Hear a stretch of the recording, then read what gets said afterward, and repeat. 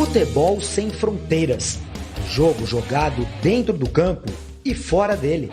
Bastidores, economia, política, turismo. O podcast do UOL para quem gosta de futebol internacional e tudo o que vai além de um simples grito de gol.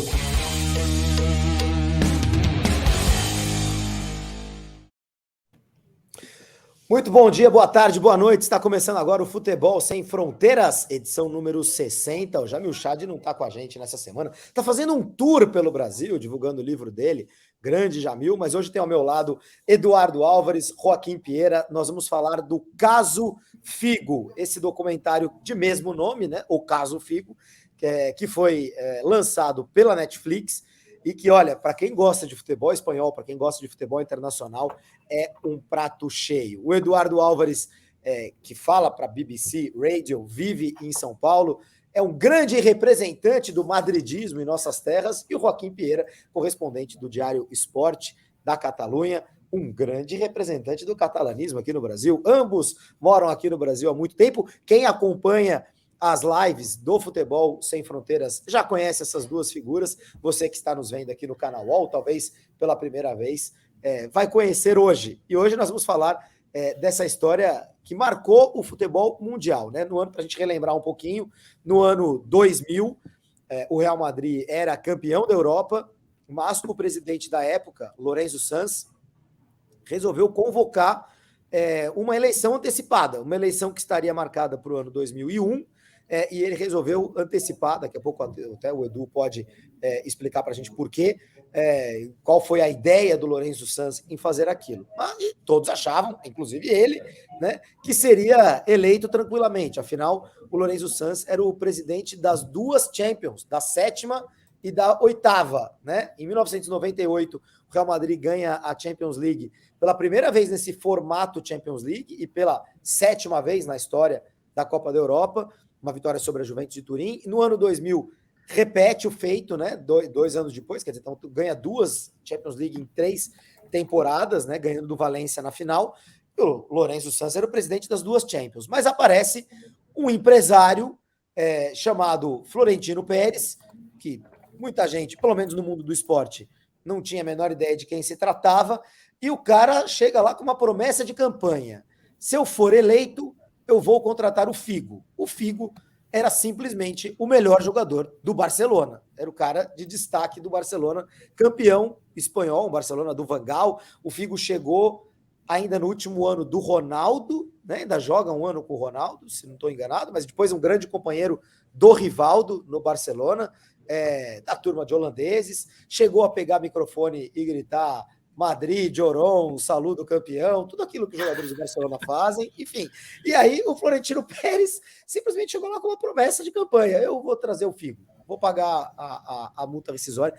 Ninguém acreditava. Foi a grande história daquele verão europeu no ano 2000, mas ali o Florentino Pérez ganha a eleição e o Figo é contratado e é o primeiro dos galácticos, né? Depois chegaram o Zidane, Ronaldo, Beckham. Foi uma era do Real Madrid, uma era que começou bem também e acabou depois muito mal, e o Figo vai ser colocado na reserva do Real Madrid por Vanderlei Luxemburgo no ano 2005, e aí resolve sair do clube, porque não queria ser reserva já naquela era galáctica, foi para a Inter de Milão. Enfim, vamos conversar sobre esse documentário. Quem não assistiu, assista, e depois volta para cá para ouvir o podcast, porque senão talvez perca um pouco da graça, mas assistam, porque é um documentário muito legal. Edu, muito bom dia, boa tarde, boa noite para você, meu caro, e conte para mim como na época se sentiu o torcedor do Real Madrid vendo aquela história toda. Vocês acreditavam que o Florentino Pérez estava falando a verdade, estava blefando, que o Figo vestiria a camisa branca? Nós acreditamos que isso era impossível. Acho que ninguém naquela época pensava que Figo fosse sair do Barcelona, porque era o ícone do Barcelona, era um jogador que tinha jogado fantasticamente bem. Ninguém pensava que, não que o Florentino não fosse contratar, sino que o Barcelona não iria deixar sair o Figo.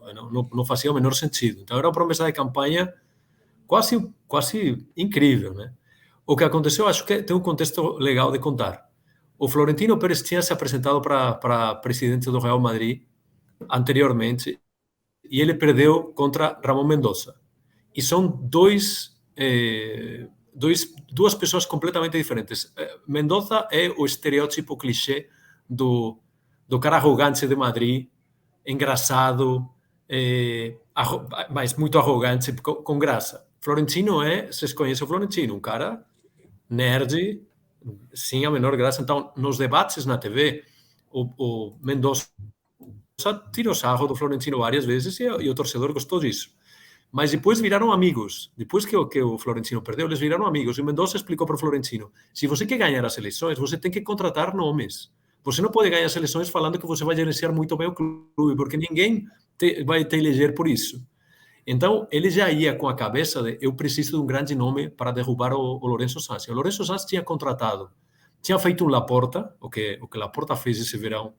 Lourenço Sanz fez em 96, contratou Zucker, Mijatovic, Redondo, Panucci, Ilner, contratou um time novo, basicamente, sem ter dinheiro para isso, e chegaram os triunfos e chegou uns problemas financeiros gigantescos. Então, quando o Florentino se apresenta com esse nome, se apresenta com esses dois pedaços. O primeiro é, eu tenho um nome que ninguém mais tem, que eu Figo, e que ninguém acredita que pode vir para o Real, mas eu vou fazer isso acontecer. E a segunda coisa e eu sou um cara que gerencia uma empresa gigantesca na Espanha, não sou um cara da construção como o Lourenço Sanz, que não tem a sofisticação de fazer que o Real Madrid consiga gerar todo o negócio. Então, esses eram os elementos que o Florentino traz à mesa. Evidentemente, o primeiro pesava 95%, porque trazer o Figo era incrível, e a questão da gestão, tá bom, ótimo, ele também vai gerenciar bem o time, mas a questão do Figo foi fundamental. Foi fundamental, e a gente vai falar disso. Joaquim Pieira, antes de você contar como que o torcedor do Barcelona se sentiu depois da saída do Figo, até porque a gente já sabe um pouquinho disso, todo mundo se lembra do clássico do Coutinho, né? Para quem não se lembra, para quem é muito jovem, a primeira visita do Figo ao estádio Camp Nou com a camisa do Real Madrid se deu em outubro de 2000, né? Bom, depois eu confirmo a data certinho. 2000, certo? Naquele mesmo ano. O Figo vai lá jogar, né? Tem um jogo do Campeonato Espanhol. Já estava vestindo a camisa do Real Madrid, foi lá jogar Barcelona do Real Madrid. O jogo teve que ser interrompido, porque cada vez que o Figo chegava na lateral do campo, voava de tudo. Tem uma imagem muito emblemática, que é a da garrafa de JB do uísque ali jogado, e você fica imaginando, imagina se isso cai na cabeça do Figo. O cara jogou uma garrafa de uísque na bandeirinha de escanteio. Mas tem a imagem da cabeça de porco, né? O cutinilho, né? Em espanhol. Uma cozida, cabeça... Cozida. Um porquinho. É cozida, um porquinho. Que aí ficou mais emblemático, porque, obviamente, a torcida também estava chamando o Figo de porco, né? E aí virou o clássico do cutinilho. Mas antes da gente falar sobre o sentimento depois, eu quero que você fale do sentimento durante aquela história toda. O torcedor do Barça, quem vivia em Barcelona na época, Joaquim Pieira, achava que isso, no fim, podia acontecer ou nunca acreditou? Viveu em negação até o momento em que aconteceu? Na verdade, quem viveu em negação até o momento acontecer parece que foi o próprio Figo. Pelo menos é o que ele destila nesse documentário da Netflix. Figo era um dos jogadores mais queridos do Barcelona. Temos que pensar que é um contexto pré-redes sociais, portanto, a idolatria da torcida com relação ao jogador era no estádio, a importância do jogo era muito maior que acontece atualmente, que vivemos permanentemente em jogo na questão das redes sociais, e a idolatria através do consumo da mídia. Ele era uma pessoa humilde, extremamente humilde.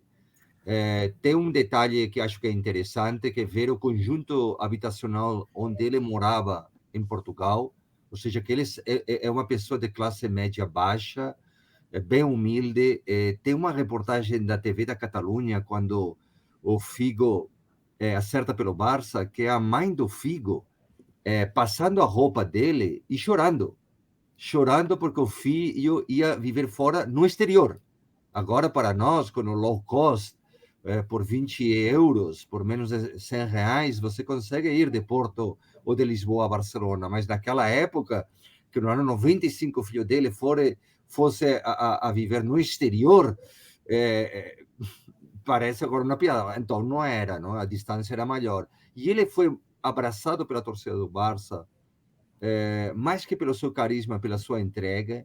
O Guardiola, que na época era o capitão do Barça, não era o que é a figura dele agora como treinador. Ele fez um papel muito importante que eu acho que tem que fazer qualquer capitão em qualquer clube, que é abraçar o jogador, colocar dentro do vestiário e explicar, e o Guardiola nesse caso fez muito bem, o que representava jogar no Barcelona. Tinha outro contexto que era, ele foi acertado pelo presidente Núñez, José Luis Núñez, que esteve mais de 20 anos na presidência do Barcelona. O nunismo ainda perdura no Barcelona, que é um sentido muito patrimonial de pertencência no clube. Ou seja, na época peseta, agora cada euro que o clube gastar é praticamente como se fosse um euro, um centavo da própria torcida. Então, com o Núñez sempre foi a guerra entre jogador e agente pedindo grana de acordo com o seu rendimento, a sua performance. E isso o que tinha acontecido com o Figo. O Figo já pediu grana com o Núñez e depois estava pedindo uma melhora de contrato naquele momento. E Joan Gaspar, que é o pior presidente da história do Barcelona, que ele é um meme antes que existisse nos Olha, memes. quando o Kim fala isso, só interromper um segundo, quando o Kim fala isso, se vocês assistirem ao documentário, o próprio Joan Gaspar fala que ele é o pior presidente da história do Barcelona. Então, não é que Kim está sendo muito chato, o próprio Joan Gaspar reconhece que é o pior presidente da história do Barcelona, que não é pouca coisa. É um meme, ele era um meme antes que existisse a palavra meme. Então, assim, todo esse contexto fazia que estivesse nessa guerra interna de agente pedindo grana. Por exemplo, o Rivaldo, ele falava que precisava de carinho. Quando ele queria uma melhora de contrato, ele falava que o clube tinha que dar mais carinho para ele, que eu acho que é uma palavra ótima, não? Então, assim, qualquer pessoa que está nos vendo, assistindo, tem que ir a falar com sua chefe ou seu chefe. Por favor, vão lá e pedem mais carinho. Mais carinho da empresa. Muito bem. Então, era esse era o contexto prévio de um jogador querido que abraçava a cultura e os valores do Barcelona. Ninguém imaginava, né, que pudesse acontecer um negócio desse. Parecia realmente uma loucura completa, porque aqui no Brasil, logicamente, isso foi amplamente noticiado, já era o começo da era da internet, né? Aliás, deixa eu só fazer uma correção. O clássico do Coutinho, ele é de 2002. Ele é o terceiro do filme. Sim, é verdade. Eu li isso agora. Ele é de 23 de novembro de 2002. Teve o primeiro, que foi no ano 2000. Realmente, o documentário dá a entender que certo. Né, o documentário dá a entender que o primeiro clássico... jogo... Desculpa, Júlio. O primeiro clássico é o clássico do Boeing. Por que do Boeing? Porque se fez um estudo que no momento... Anteriormente tinha uma coisa que eu gostava muito no Campeonato Espanhol. Primeiro saía o time de fora de casa, o visitante, a torcida parabenizava o time por ir na sua casa, todo mundo pode pensar, e depois aparecia o time local.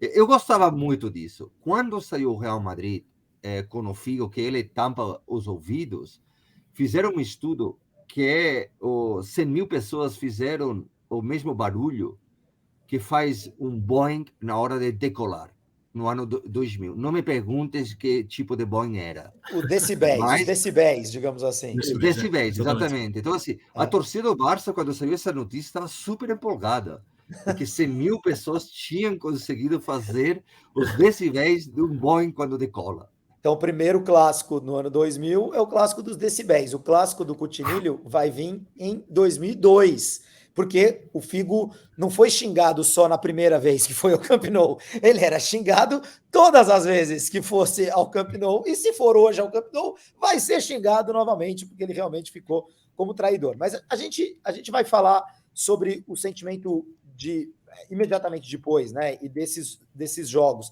Mas eu queria a primeira coisa que eu quero falar aqui, em cima do documentário, é super importante, mas a gente não vai discutir em cima disso, mas é importante que seja falado. Existe um outro intermediário, porque quem viu o documentário vai ver que existia um intermediário do Figo, um agente do Figo, o José Veiga, né? Viegas. Veiga. José Veiga. O José Veiga, português, participa do documentário todo. Aliás, todo mundo participa, né? O Figo, o Veiga, o Paulo Futre, que para mim foi uma surpresa. Paulo Futre, que era jogador do Atlético de Madrid, jogador da seleção portuguesa, o português mais famoso que tinha passado pela Liga Espanhola, né? Tinha sido muito impactante a participação do Futre no Atlético de Madrid, no Campeonato Espanhol. O Futre tinha acabado de se aposentar, era muito amigo do Figo, e o documentário mostra como ele foi muito influente na decisão e levou a graninha, que não foi pouca, né? Deu para ver que ele é quem me parece mais dinheirista depois do documentário, que ele acaba o documentário falando assim: eu avisava o Figo, o Luiz, eu avisava, tem as taças, tem as glórias, tem isso, tem aquilo, mas o que importa no fim é a grana no bolso. E o Futre foi atrás da grana no bolso, alguns milhões de euros na época. O documentário mostra que também muito do dinheiro ele é tratado como peseta. Na época eram pesetas, né? Tanto que o Figo é chamado de peseteiro, dinheirista, né? Basicamente. Então, o Futre, o Veiga, o Florentino participa, obviamente o Figo participa do documentário todo, enfim, muita gente participa. E o documentário conta uma história, que o Figo queria ser valorizado, a história que é contada ali por ele, né? O Figo queria se sentir valorizado no Barcelona, queria mais carinho, como o Kim acabou de falar sobre o Rivaldo, que era outro também, que estava sempre pedindo por onde quer que passasse, pedindo mais dinheiro. E o Figo queria se sentir valorizado pelo Barcelona. E chega lá o Real Madrid, chega lá o tal do candidato do Real Madrid, o Florentino Pérez, oferecendo um salário 4 vezes maior, comissões para lá, para cá, e no fim das contas, ele parece que não queria sair, mas como tinha sido assinado um pré-contrato pelo empresário dele, talvez houvesse uma multa de 30 milhões de euros a ser paga para o Florentino, caso esse negócio não se concretizasse. A gente pode falar mais disso, mas o documentário indica que, no fim das contas, isso pesou muito, e numa reunião lá em Lisboa, depois que o Florentino já tinha vencido a eleição, numa reunião em Lisboa, bate-se o martelo, apesar da mulher do Figo não querer que ele vá, enfim, bate-se o martelo e ele vai para o Real Madrid. Mas tem uma reportagem que foi publicada agora, ontem, na verdade, no dia 14 de setembro, na quarta-feira, pelo El Confidencial, lá na Espanha, que é uma entrevista com Santos Marques, um intermediário, que é um intermediário, um agente relativamente famoso lá na Europa. Enfim, sim, super conhecido. Participou de várias negociações importantes, com jogadores importantes, e ele diz: esse documentário aí é uma mentira. O Figo assinou, sim, com o Florentino Pérez. Ele e Florentino Pérez 4 meses antes. Toda essa história aí que eles falam no documentário, isso aí é tudo historinha. Algumas são verdades, o tamanho da comissão e tal, mas o Figo assinou, sim, 4 meses antes. Quando nem se sabia ainda, até o repórter... E o Figo assinou, como ele já tinha assinado vários contratos com vários times ao mesmo tempo, pensando que ele ia botar uma grana no bolso, e que o Florentino Pérez não ia ganhar a eleição, porque o contrato dizia: se eu não ganho a eleição, você leva, sei lá, 10, 15 milhões de euros. Mas se eu ganhar a eleição, você tem que vir ou vai me pagar uma multa. Exato. E os representantes convenceram o Figo de que Florentino Pérez, que já tinha perdido uma eleição e não era nada carismático, não ia ganhar nunca. E aí o que aconteceu é que todos falaram: bom, vamos dividir o dinheiro desse bobo, esse bobo veio aqui nos pagar dinheiro, e vamos dividir o dinheiro, e quando chegar a eleição, falamos tchau, e ninguém vai ficar sabendo disto, porque ninguém vai ficar sabendo disto. Pois é. Eu acho importante citar essa entrevista que foi publicada ontem com esse cidadão, porque assim, ela mudaria toda a conversa. Né? Se o Figo assinou 4 meses antes, então toda aquela história do documentário de quem assinou, quem não assinou, que o representante e o Figo dizem: não, quem assinou foi o Veiga. Foi o representante do Figo. Então, se o Figo resolvesse não ir para o Real Madrid, quem ia ter que se virar com a multa era o representante dele lá. Depois ia cobrar do Figo na justiça, sei lá. Mas se essa entrevista é verdadeira, Kim, se o cara está falando a verdade, me parece que ele está bem firme nessa entrevista dele. Tudo isso vai por água abaixo. O Figo já tinha assinado esse contrato 4 meses antes. A grande inverdade do documentário do ponto de vista do Figo, não do documentário do que fala o Figo, é muito fácil. Você é jogador, seu empresário assina um contrato sem você souber. Você vai ao Barça, nesse caso o Figo, os dois vão juntos na FIFA, e a FIFA tivesse colocado uma punição no José Veiga, que nunca mais podia ter sido agente. Claro. Não é para salvar a cadeira do José Veiga que ele vai para o Madrid, porque ele tinha recebido grana do Mazarão, era dinheiro fácil. Olha esse aqui, pô, nos vai dar 3 milhões de euros, porque o Figo se falou que recebeu adiantado 3 milhões de euros. Pô, tu quer ganhar 3 milhões de euros? Se tem um maluco lá que não conhece ninguém, que quer se apresentar ao Madrid, tal. Os caras receberam a grana e depois o Florentino ganhou. E depois, deixa aqui eu introduzir, não sei se você queria usar isso na pauta, porque o Florentino ganha as eleições. Aqui o Edu ele tem uma visão muito mais abrangente. Mas o que em Barcelona sempre se fala e se falou é que o Florentino Pérez, com sua visão empresarial, na frente de um candidato, tá bom, mas era o presidente do Real Madrid, mas imagina a talha dessa personagem, do Lorenzo Sanz, que numa entrevista no jornal El País, o jornal mais conceituado na Espanha, ele falou que nunca usava roupa interior.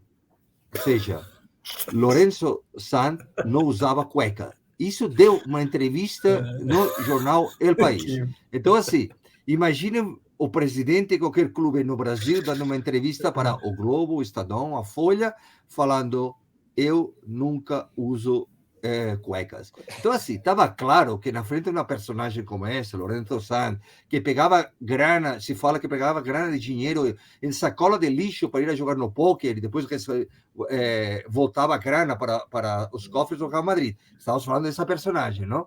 Então, Florentino Pérez, na sua cabeça de empresário de sucesso, agora uma das pessoas mais influentes e poderosas da Espanha, que fez? Controlou o voto por correio.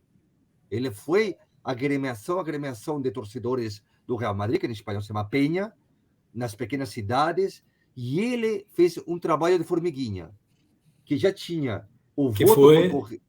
Que foi outra dica que o Mendoza falou para ele. Falou, você tem que controlar o voto pelo correio. Sem o voto pelo correio, você vai se ferrar.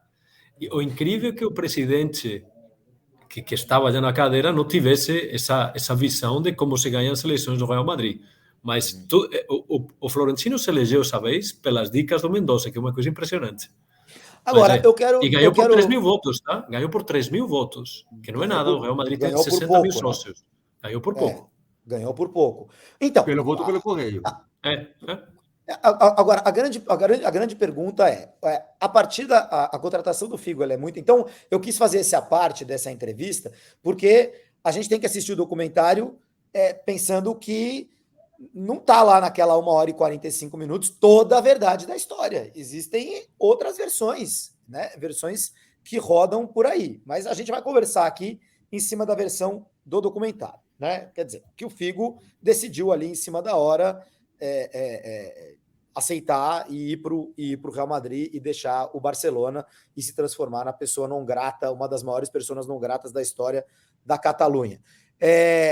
A pergunta é: o Figo abre uma sequência de transferências muito importantes, obviamente, né? Zidane vem no ano seguinte, Ronaldo, depois vai caindo, mas o barulho era o mesmo, mas obviamente Figo, Zidane e Ronaldo é a trinca de gênios ali que o Real Madrid contratou em 2000, 2001, 2002. Era um por ano, né? Hoje me parece que o Florentino Pérez é um presidente muito melhor do que era 20 anos atrás pro clube, pro time, para a formação do time. Mas naquela época a política era essa, de causar impacto, e ele tinha dinheiro para fazer isso. Se o Figo, Edu, acaba não indo para o Real Madrid, se o Figo ali naquela reunião de Lisboa fala, não, tudo bem, eu pago aí, eu pago a multa, paciência, não vou. Vou continuar no Barcelona, não vai ser esse o meu futuro.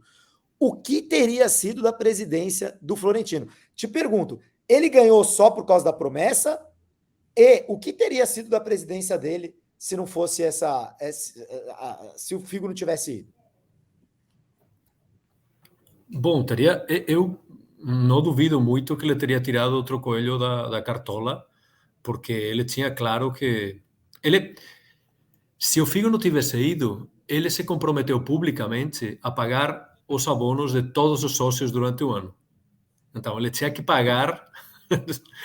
Basicamente, era um ano de futebol de graça para os sócios do Real Madrid. Então, isso ia o documentário dá a entender que foi uma ideia do jornalista, mas é cascata, né? É cascata total. Eles eram. O jornalista era íntimo. É até uma coisa absurda um jornalista falar que inventou um negócio desses. É vergonhoso. Eu não ouviria mais o De La Morena sabendo que o cara inventa a história. Exato.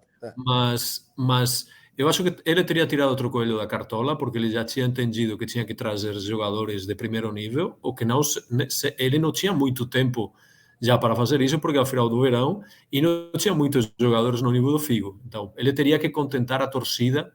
O que é importante aqui é ganhar essas eleições, como o Kim estava descrevendo em termos um pouco escatológicos, o Lourenço Sanz, mas Lourenço Sanz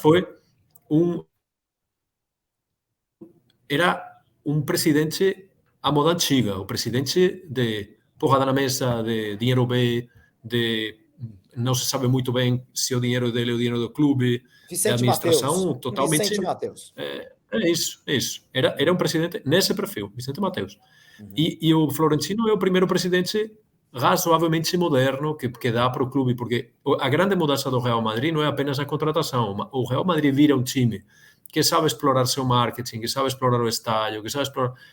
No momento que o Florentino começa a colocar caras que trabalham com isso e não amigos, filhos, familiares que nunca tiveram nenhuma formação sobre como fazer que um clube de futebol dê dinheiro e que era o que acontecia com Lourenço Sanz, que era terrível.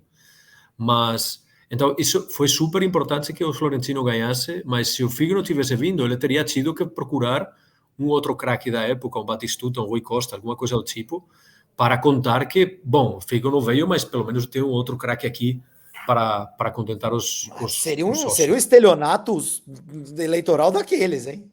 Não? Daqueles.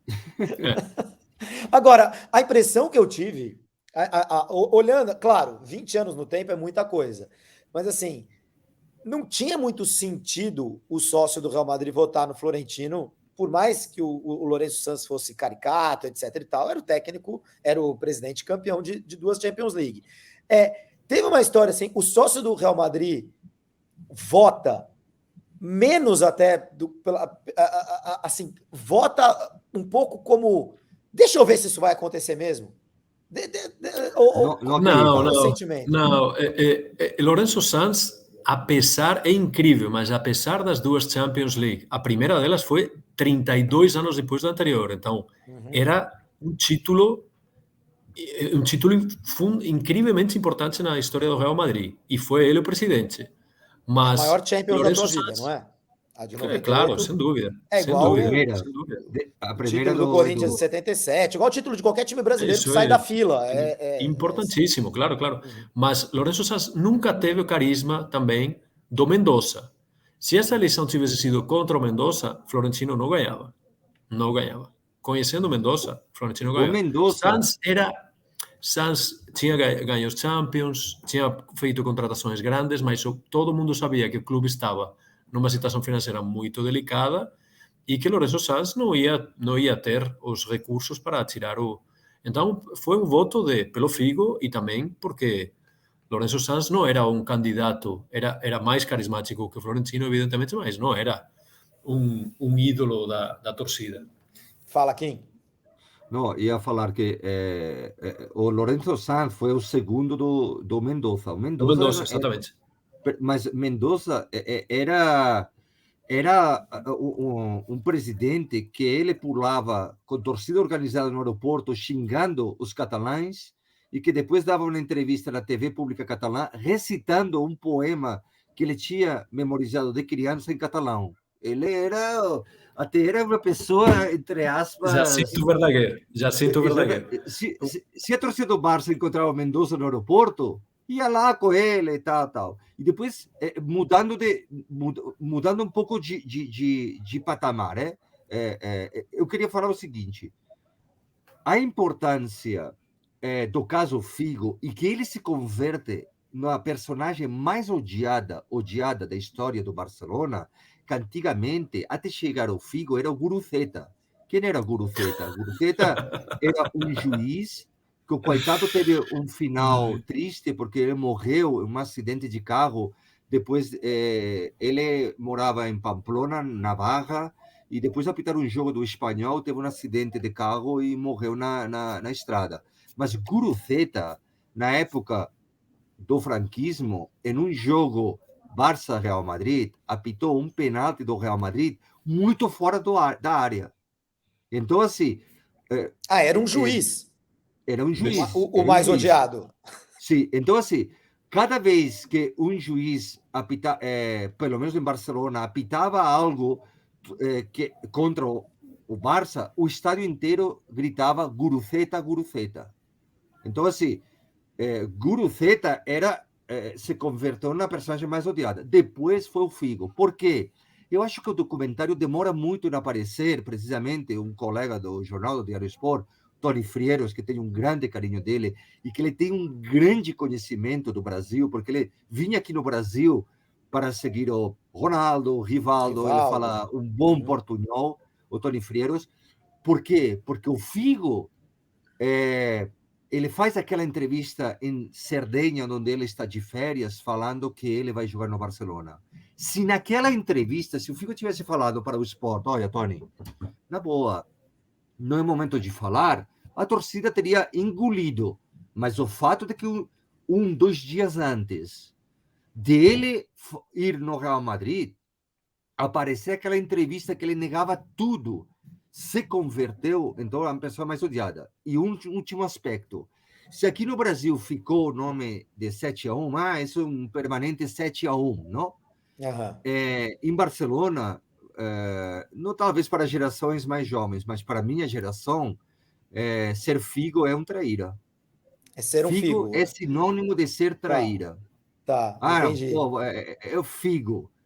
E o fato dele não aparecer por Barcelona é que eu acho que ele seria xingado, a palavra é essa, se ele for agora em Barcelona, em uma câmera atrás dele, as pessoas de mais de 40 anos, te asseguro que vão xingar. Ele.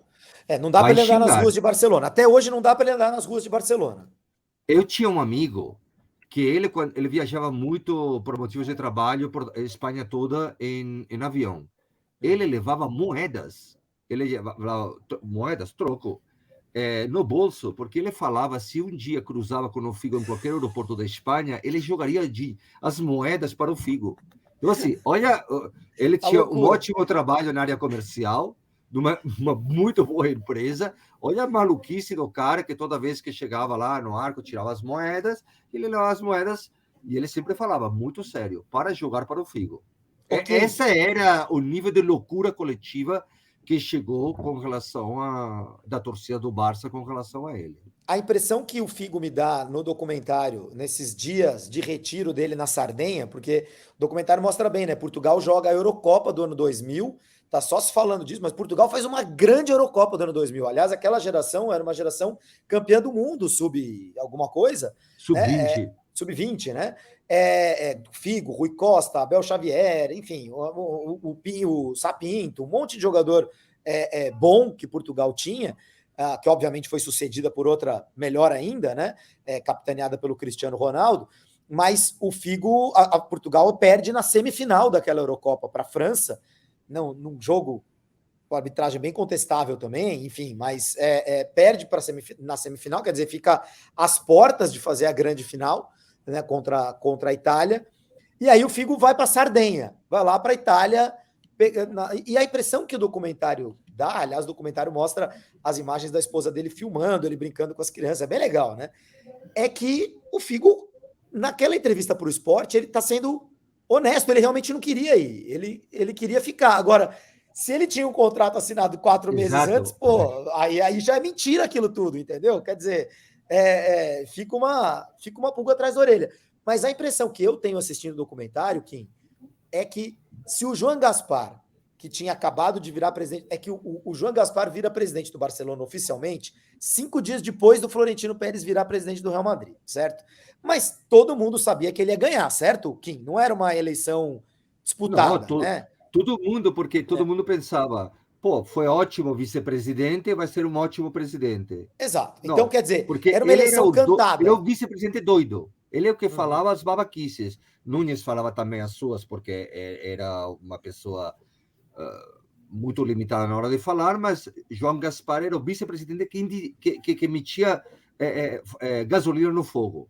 Tá. O Núñez foi presidente do Barcelona por 20 anos. Né? E o João Gaspar era o vice-presidente dele. O vice dele nesse tempo todo, ou quase, ou parte desse. E negociava os contratos. Ou seja, o Barcelona mandava o Gaspar, era um ótimo negociador. Um ótimo negociador. Menos quando chegou a ser presidente, que se converteu. Pois. Então, quer dizer, era uma eleição que, se o Gaspar conversasse com o Figo como o próximo presidente do Barcelona, estava tudo certo. Não havia dúvida sobre quem ia ganhar, como havia lá em Madrid, entre Florentino e Lorenzo Sanz. Né? Em Barcelona, era uma pedra cantada. A impressão que eu tenho assistindo o documentário é que o Barcelona foi muito culpado pela decisão do Figo sair. Isso então, não fica claro, Júlio. Isso que eu quero te ouvir, porque eu tenho uma imagem do Barcelona que é: o Barcelona não deixou só o Figo embora. O Barcelona perdeu o Ronaldo. Não, o Ronaldo para a Inter de Milão. O Ronaldo um dia podemos fazer outra, se você nos convidar, para falar do Ronaldo. Estão convidados. Porque a saída do Ronaldo foi diferente. O Barça tinha chegado a um acordo. O presidente Núñez com os empresários do Ronaldo se deram as mãos à noite, chegou pela manhã e os empresários pediram mais dinheiro. E então o presidente Núñez falou para ele: olha, ok, na Inter de Milão, paga a multa, vai embora. Tudo a questão bem. Que a reportagem não fica... Cada caso é um caso, mas o Barcelona nunca poderia ter falado, então paga a multa e vai embora, no caso do Ronaldo com a Inter de Milão. Quer mais dinheiro, então dá mais dinheiro. Não, mas o documentário não fica claro isso, que é o seguinte: você tem um jogador que é seu com contrato em vigor. Como você vai dar de presente 30, 40 milhões de euros para o seu rival, que é o Real Madrid, quando também se falou na época... Não, você está falando sobre a hipótese do Barcelona pagar a multa. Sobre a multa, claro. Eu não estou falando sobre isso aí seria uma outra história. Eu estou falando assim, a impressão que eu tenho é que não teve um telefonema do João Gaspar para o Figo, falando assim: vem cá, meu amigo, o que está acontecendo? Está acontecendo isso. A gente vai resolver. Não faça essa cagada. A gente vai resolver. Isso não aconteceu. Ele não aconteceu, esse erro porque não aconteceu. Porque como o João Gaspar negociava os contratos, ele já estava, o relacionamento dele com o Veiga estava meio constrangido. Então, assim, como o Gaspar na época não se sabia qual ia ser o seu vice-presidente, ou o seu diretor-geral, o seu CEO, faltou alguém ligar para ele. Mas o documentário, o Gaspar, íamos falar que é o pior presidente da história do Barcelona, mas o documentário não fica muito claro que, como o Figo, ele nega isso ou não explica. Ele tinha recebido esse dinheiro do Real Madrid, o Barça, na hora H, já não podia fazer nada. Porque nunca o Barça teria dado 30 milhões de euros de graça para o Real Madrid para um jogador que era seu. A torcida não teria aceitado isso. Aí já seria realmente mais discutível, né? Mas o meu ponto é, se o Figo ficou tão... Se a decisão foi tão difícil para ele, como transparece no documentário... É balela. Mas essa é a versão. Se a decisão foi tão difícil, uma ligação do Gaspar ali talvez mudasse a decisão final do Figo. O tema é o seguinte: se você daria grana para o Figo, para investir grana no Figo para ele jogar a póquer, eu dava. Tem retorno seguro, porque ele é um grande jogador de póquer. Mas eu não daria minha grana para ele ser investido em alguma coisa. Porque, vamos lá, aí a questão é que eu acho que tem que ficar um pouco mais claro para quem não conhece o caso. o que Figo se comprometeu, como falamos. Se o Florentino ganhar as eleições, eu vou. E se eu não for, eu tenho que pagar 30 milhões de euros de multa. E o Figo não tinha 30 milhões de euros. Não tinha. Ele pensava que ia ganhar o dinheiro dele de graça. Hoje parece menos dinheiro, né, Edu? É muito dinheiro, mas nesse era uma barbaridade. Né? O Figo seria 300 milhões hoje, vai. Exatamente, é uma barbaridade de dinheiro. Então, o que parece, e o que se discutia na Espanha naquela época é que Figo teria falado para o Gaspar, cara, eu me fudi e eu preciso de 30 milhões de euros para não ir para o Real Madrid.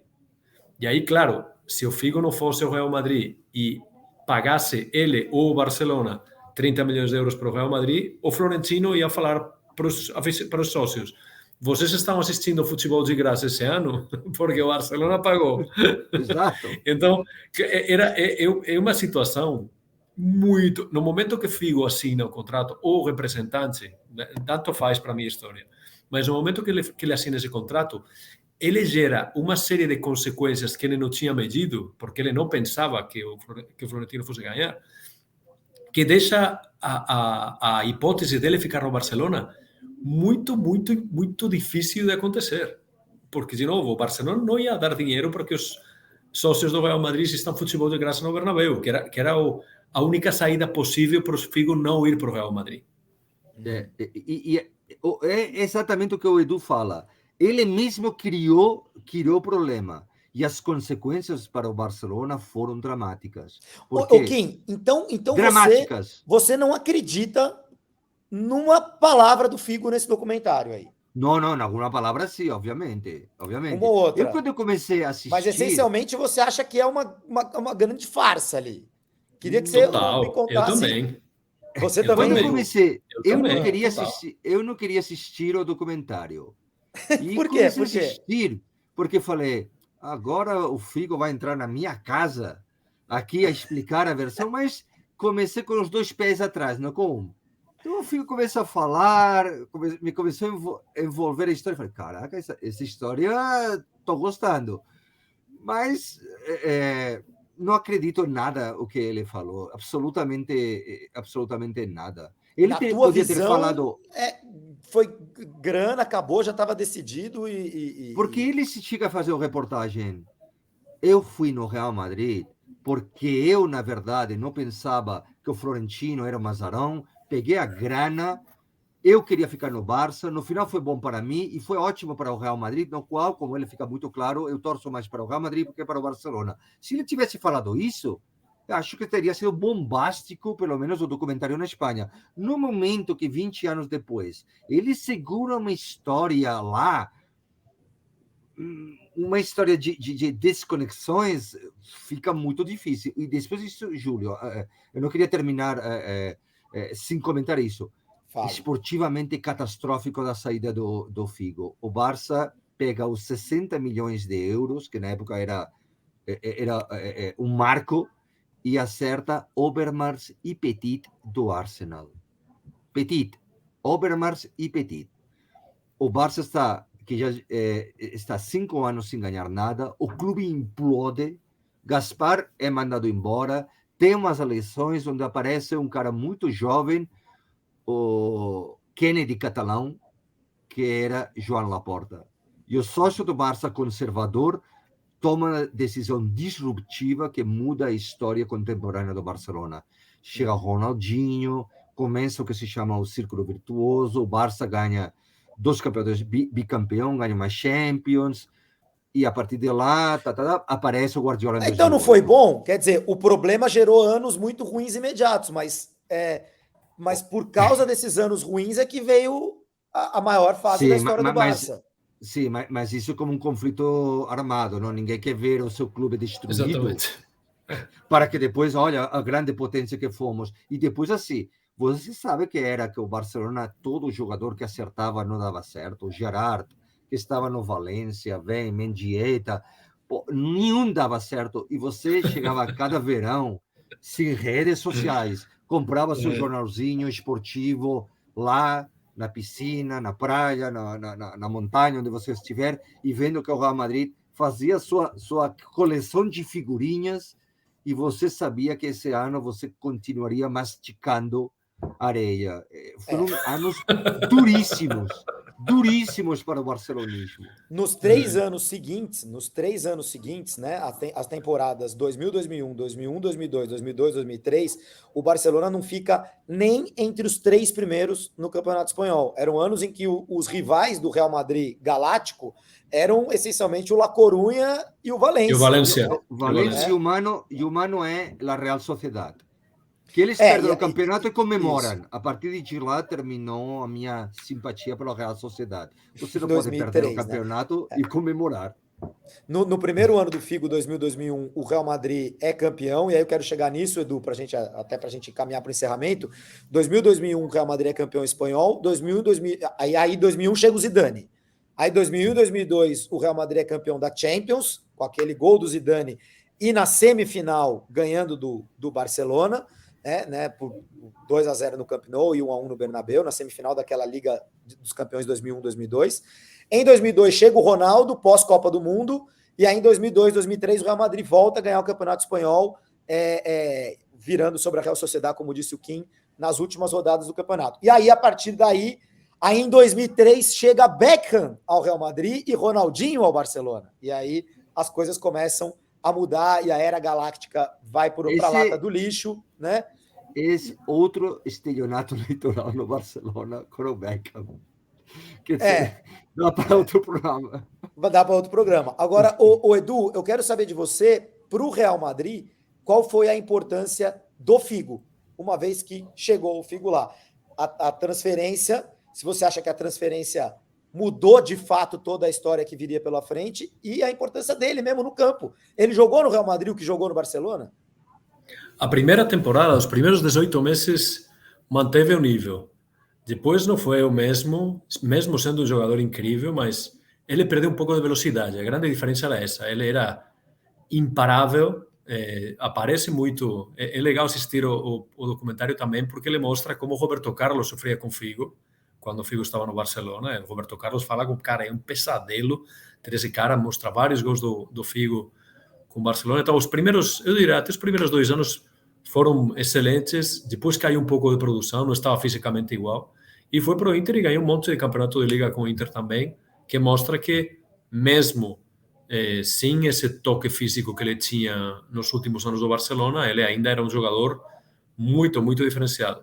E tem uma história engraçada, apenas para fechar, que quando o Zidane chegou, o Figo não passava a bola para ele. Isso não é coisa de torcedor, isso é o Zidane reclamando pro treinador e pro presidente que, cara, esse português não me passa a bola, ué, se não consigo jogar bem. Então, e dá para ver também muito o caráter do Figo, de ser do contra algumas coisas, de não ter absolutamente nenhum problema em emputecer todo mundo.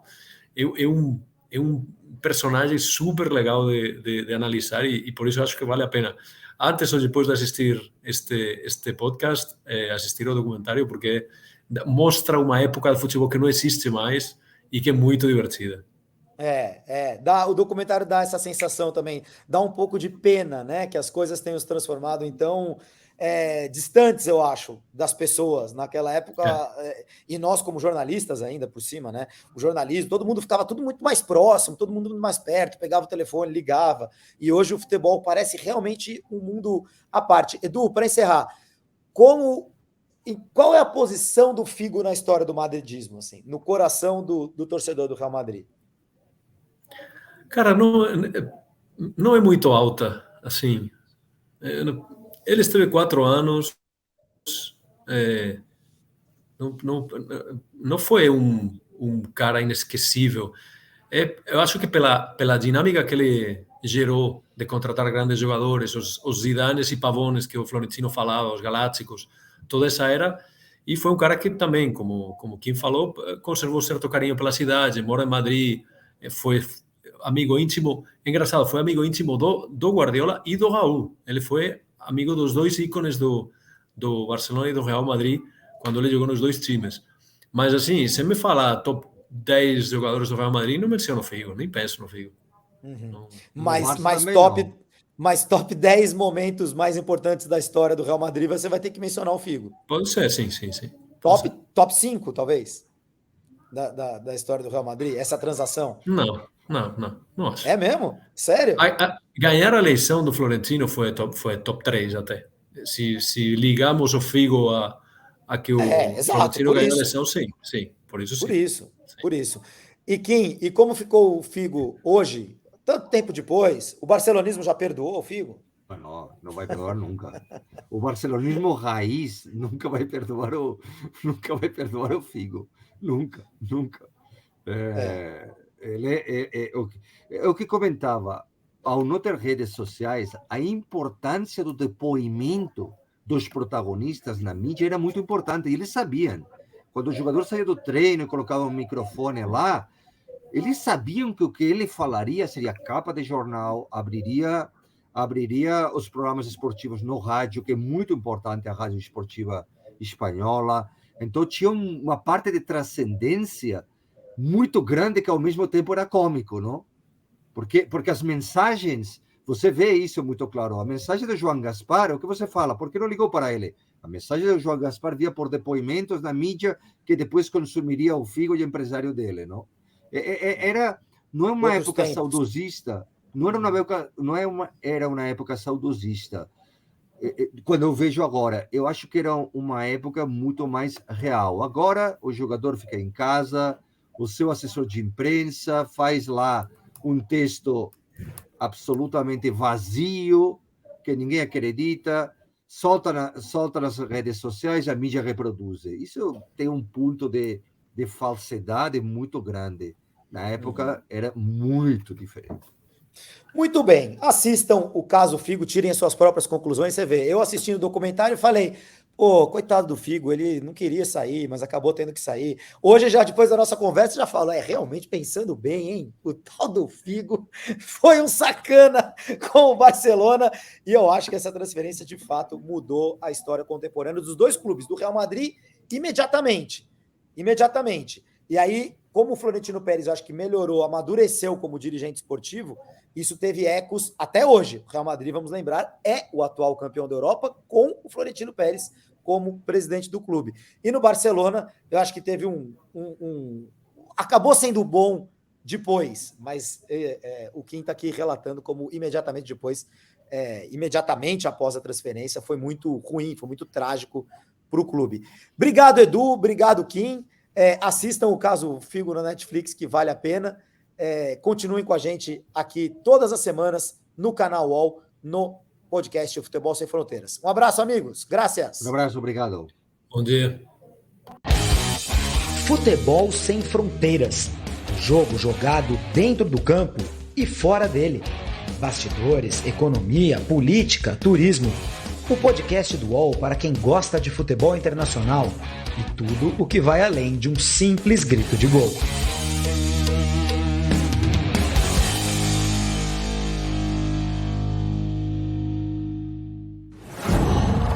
UOL.